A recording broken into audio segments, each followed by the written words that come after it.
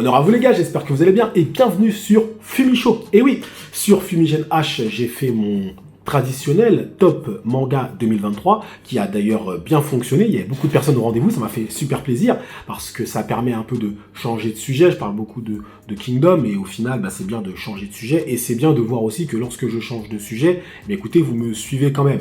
Donc je me suis dit que cette année, dans la mesure où je n'ai pas fait de top shonen et seinen, j'ai cumulé les deux, j'allais faire un top animé parce que j'ai regardé pas mal d'animés cette année. Mais le top animé, je vais le sortir, du moins je le sors sur Fumichaud. Et oui, parce que je pense que petit à petit, Fumichaud sera cette chaîne où je traiterai de plus en plus d'animés et les mangas seront peut-être un peu plus sur Fumigène H. Mais c'est encore en réflexion, on va dire. Donc, le top de cette année des meilleurs animés de 2023. Je précise que ce sont les animés qui ont été diffusés en 2023, même si certains ont commencé en 2022. Mais voilà, ça a été diffusé en 2023. On est bien d'accord. À la 10e place, on commence par Valkyrie Apocalypse, diffusé sur Netflix. Alors il me semble même qu'il y a eu 2 saisons, du moins une saison en 2 parties. Franchement c'était pas mal, c'était sympathique, j'ai fait des vidéos dessus. Voilà, on a eu le combat Bouddha aussi je crois, on a eu un autre combat également, je m'en souviens plus. Mais en tout cas c'était pas mal. Valkyrie Apocalypse, ça se tient, on a toujours une animation vraiment pas ouf, mais le concept est tellement sympathique que ça se regarde comme ça avec des belles OST, c'est bien doublé. Voilà, franchement, c'est un petit bonbon. Voilà, faut pas lui en demander trop à Valkyrie Apocalypse. Certains me diront, ouais, mais tu devrais aller prendre le manga, c'est extraordinaire. Non, franchement, l'animé fait le taf.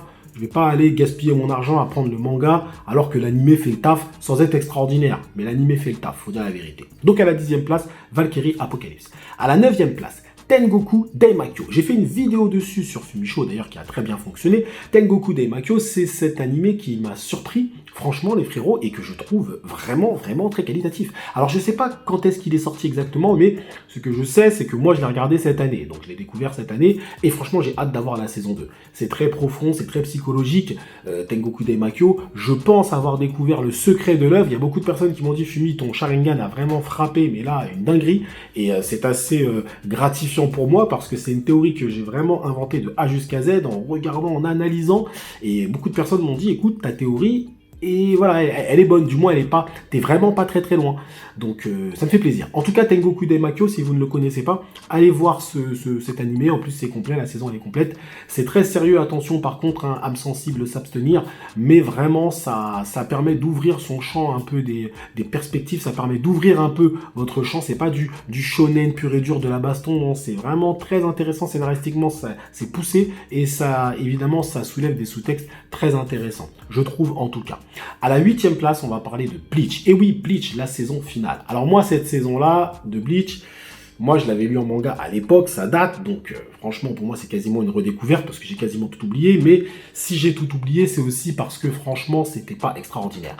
Donc là, l'animé, il est en train un petit peu de me réconcilier petit à petit avec Bleach, alors que je suis un gros fan de Bleach, mais pour moi Bleach, après Aizen, bon voilà quoi, compliqué. Mais écoutez, pourquoi là, je me laisse tenter petit à petit, pourquoi pas, les épisodes se bouffent bien un petit peu, c'est du bon poulet, et avec une animation qui est très correcte, qui a été très critiquée d'ailleurs, mais moi que je trouve très correcte. Donc pour l'instant, moi le Bleach, j'apprécie le Bleach. Regardez, il est à la 8e place. Franchement, encore une fois, la saison elle va sortir aussi en 2024, la dernière partie, la saison finale cette fois-ci. Et franchement, j'ai hâte. Est-ce qu'ils vont réussir vraiment? Il y a vraiment une partie qui était indigeste en manga, où il y avait des combats partout, des bankai qui pétaient partout, c'était n'importe quoi avec des personnages ultra cheatés. Est-ce qu'ils vont réussir à amoindrir ça? Je sais pas. On verra bien. En tout cas, c'est sûr que c'est pas le meilleur arc de Bleach. Le meilleur arc de Bleach, c'est la Soul Society, très clairement, que moi je mets au sommet. Masterclass de ouf, la Soul Society, c'était une folie. Clairement et simplement. À la 7e place, on va parler de Shangri-La Frontier. Et franchement, Shangri-La Frontier, je regrette de ne pas avoir fait des reviews dessus parce que je kiffe cet animé. Toutes les semaines, je suis là devant, je regarde, je kiffe Shangri-La Frontier. Franchement, actuellement, en activité, hein, ça fait partie des meilleurs isekai. Mais je le dis clairement, les frérots, Shangri-La Frontier, ça enterre plein d'isekai que vous regardez, là, les conneries, là, les isekai, là, les trucs de pédophilie, là, les autres, là, qui se réincarnent dans un corps de 9 ans alors qu'il a 40 ans, il va kiffer sur des petites et tout, des délires bizarres. Shangri-La Frontier, ça n'a rien à voir avec ça, c'est un vrai isekai, et franchement, ça envoie du lourd. Ça envoie clairement du lourd. En plus, l'esprit RPG, il est dedans. Tous ceux qui kiffent les RPG, ils sont obligés de kiffer Shangri-La Frontier. Parce qu'on a tout repris. On a repris vraiment le pur univers RPG, c'est-à-dire qu'on arrive vraiment à te mêler une histoire un isekai, un scénario isekai, mais avec un RPG, et en plus, il te colle ça avec une telle tension, avec des enjeux scénaristiques. Le gars, tu sais que même s'il meurt, il est dans un jeu, et pourtant, t'as la pression et tout, tellement tu vois que lui aussi, il a à fond dedans dans le jeu. Non, en plus, il y a un gros côté humoristique, l'animation, elle est super bien faite. Non, franchement, Shangri-La Frontier, je vous le recommande fortement. Actuellement, le meilleur isekai. Je le dis franchement, actuellement, le meilleur isekai, et évidemment, je n'achèterai pas le manga, vu le niveau de l'animé. On est bien d'accord sur ça, vous connaissez un petit peu les bails. À la 6e place, Captain Tsubasa. Eh oui, les anciens, vous savez, Captain Tsubasa. Vous pouvez pas le mettre plus haut, parce que ceux qui sont plus hauts, c'est vraiment du très très lourd. Mais Captain Tsubasa, toutes les semaines, moi je kiffe. J'ai mes petites reviews sur Fumisho que personne ne regarde, mais que moi je kiffe faire comme ça. C'est le petit charme de Fumigène, moi je kiffe.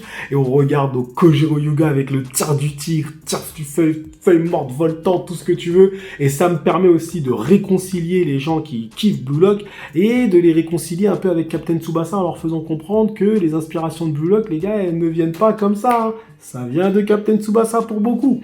Donc non, franchement, Captain Tsubasa, c'est le petit bonbon. Actuellement, c'est la Junior Youth, donc tournoi européen. Je sais un petit peu ce qui va se passer, même si j'ai oublié pas mal de choses. Mais ça va être du lourd, ça va être du lourd. Et lorsqu'ils vont passer à la Coupe du Monde, ça va être une folie. Là, on va avoir des tirs. On va être dans le grand n'importe quoi. Déjà que là, on est dans le n'importe quoi déjà. Mais là, on sera dans le grand n'importe quoi dans Captain Tsubasa. Donc les vrais ça c'est pour les anciens qui sont sur cette chaîne. Parce qu'il y en a des anciens. Eh ben les gars, kiffons ensemble Captain Tsubasa. On n'est pas beaucoup, mais on kiffe ensemble. À la 5e place, Kengan Ashura. Oh là là, Kengan, moi Kengan, je kiffe. Il y a beaucoup de gens qui m'ont dit, ouais, mais prends le manga, tu vas voir. Mais les frérots, moi, l'animé, il est lourd. Alors, c'est de la CGI de ouf. C'est de la CGI dégueulasse. J'irais même dire que c'est de la CGI dégueulasse. Et bizarrement, je surkiffe. Putain, c'est d'un dynamisme, c'est violent, c'est bien fait, c'est bien doublé. Je kiffe Kengan. Franchement, Kengan me donne ce que Baki ne me donne plus, en fait. Baki ne me donne plus ça. Baki, maintenant, c'est des combats documentaires animaliers. C'est-à-dire que, ah tiens, j'ai sauté comme le guépard peut sauter dans la savane, et allez, je te fais un documentaire animalier, le gars, il a juste fait un seul saut pendant tout l'épisode. Ok. Et là, Kengan, c'est de la vraie tape, et en plus, c'est de la tape qui raconte des trucs, parce qu'on te raconte des histoires. Donc moi, je suis pas quelqu'un, voilà, j'aime pas que quand ça blablate trop, et je veux que de la tape. Non, c'est que moi, je veux de la tape qui raconte quelque chose. Mais je veux pas que tu essayes de m'apprendre des choses. T'as rien à m'apprendre, frère. T'as rien à m'apprendre. Moi, je veux que tu me donnes ton histoire. Donne-moi une histoire. Raconte-moi une histoire. Je vais kiffer, je vais rentrer dedans.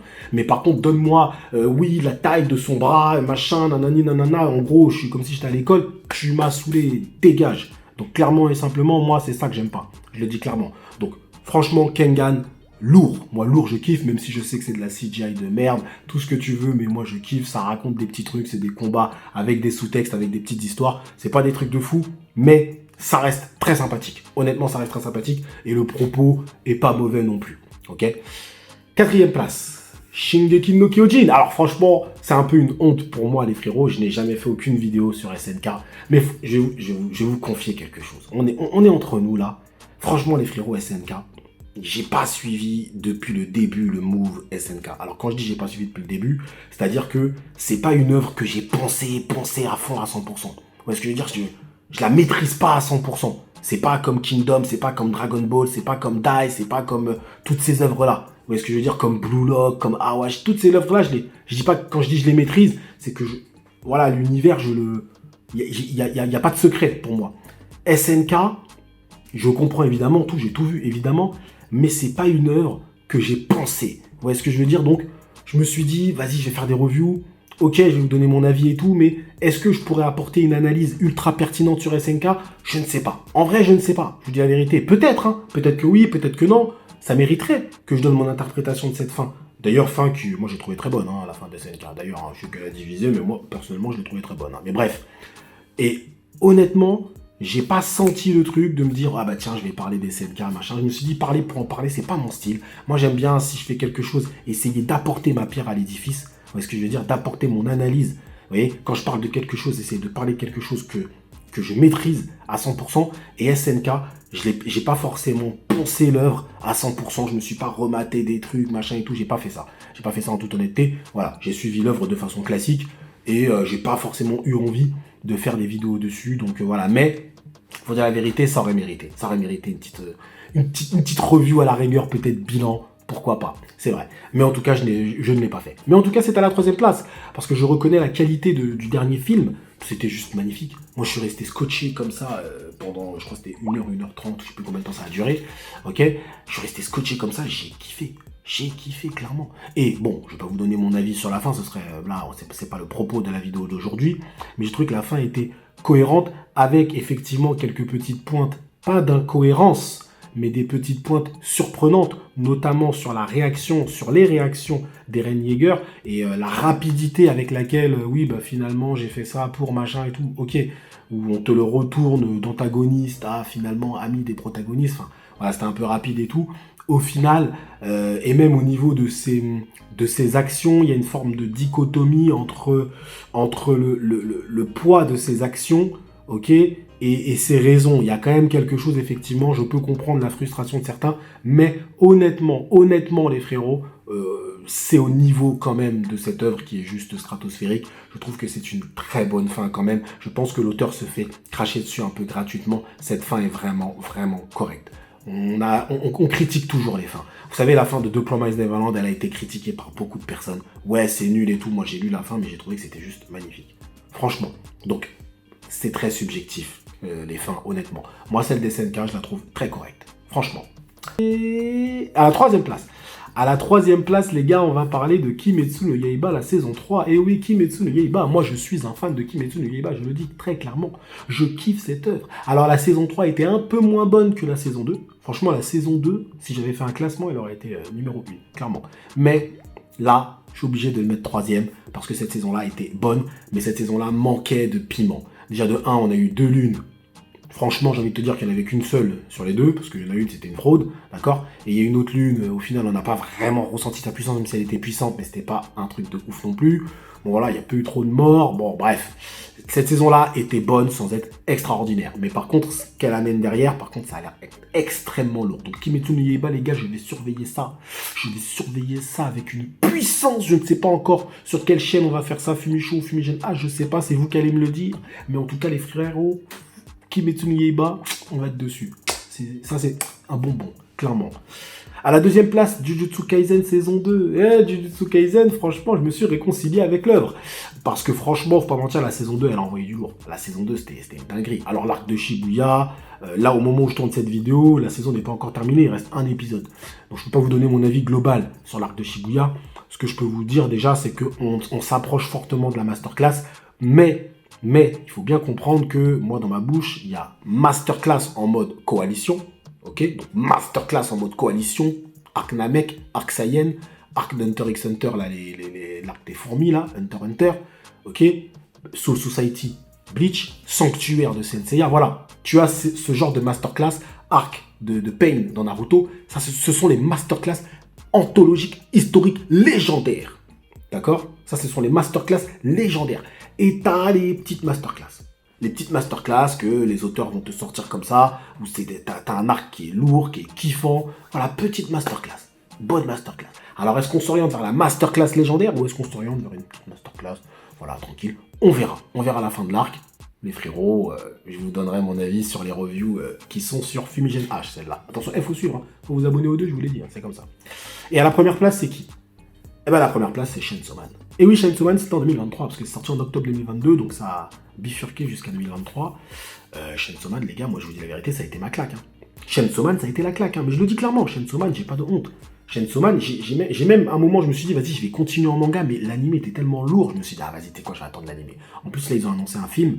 Alors par contre, ça aurait été mieux une saison en vrai. Après, moi, je connais pas, je sais pas comment ça va se passer, mais apparemment, c'est un arc qui est extrêmement lourd dans Chainsaw Man, et ils vont l'adapter en film. Alors, maintenant, il faut se dire une chose, c'est que ils aiment bien faire des films. Ils aiment bien annoncer des films et tout, ouais, voilà, on va faire un film et tout, au lieu de faire une saison. Alors, je pense qu'il doit y avoir des coûts derrière. C'est une question de coût, économique. Forcément, ça doit leur coûter moins cher, peut-être un film, qu'une saison complète. Et encore, je suis pas sûr, parce que des fois, bon voilà, mais ça doit leur coûter moins cher.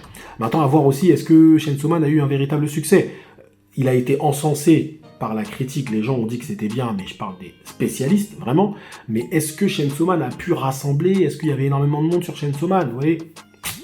Voilà, c'est ça qu'il faut voir. C'est quand même très atypique, hein, Chainsaw Man, d'une certaine façon. Donc, peut-être que les résultats économiques n'étaient pas au rendez-vous et ils se sont dit, on va faire un film. voyez, et peut-être là, on verra plus tard pour une saison en animé, donc à voir. Mais j'aurais préféré une saison parce que bah, moi j'aurais fait des reviews toutes les semaines, déjà de 1, déjà de... Voilà, il faut penser aux youtubeurs, les gars, oh, qu'est-ce qu'on fait nouveau quand même, faut penser à nous un petit peu, ok. Et surtout, bah bon, juste un film, c'est un peu dommage, mais on verra bien, mais ça m'obligera peut-être à poursuivre en manga. Mais vous voyez, Chainsaw Man, c'est un manga que je peux poursuivre, c'est une offre que je peux poursuivre en manga, même si l'animé est extrêmement lourd, mais je peux poursuivre parce que c'est tellement lourd scénaristiquement que, en vrai de vrai, j'ai vraiment envie de savoir la suite, j'ai vraiment envie de connaître la suite, donc à voir. Donc voilà les frérots, voilà pour mon petit top de cette année 2023, mon top animé. Donc peut-être qu'il y a des erreurs, hein. Peut-être qu'il y en a qui sont pas vraiment de 2023. Hein. Bon, vous connaissez Fumigène, c'est toujours comme ça, sur le côté. Hein. Donc Chainsaw Man numéro 1, Jujutsu Kaisen saison 2 numéro 2, Kimetsu no Yaiba numéro 3, SNK numéro 4, Kengan numéro 5, Captain Tsubasa numéro 6, Shangri-La Frontier numéro 7, Bleach numéro 8, Tengoku Daimakyo numéro 9 et Valkyrie Apocalypse numéro 10. Voilà mon top animé de cette saison. 2024, ça va être une année extrêmement lourde. On a du Kingdom, on a du Hell's Paradise, on a du Kimetsu no Yaiba, on a du très lourd. On continue avec Captain Tsubasa, il y aura encore du Shangri-La Frontier, on a du Bleach. Ouh, non, franchement, la 2024, elle va être incroyable. On a même, je crois même qu'il n'y a pas Dandadan ou Kaiju Number 8 qui sort, un des deux, je crois. Oh là là, ça va être bon ça. Kaiju Number 8, j'ai arrêté en manga, hein. Moi c'est bon, attends, je suis ça en animé, allez, vas-y, c'est bon là. Allez, vous connaissez, allez hop, on revend ça. Merci à vous d'avoir suivi cette petite vidéo jusqu'au bout. Prenez soin de vous et que l'honneur soit avec Chainsaw Man et Denji.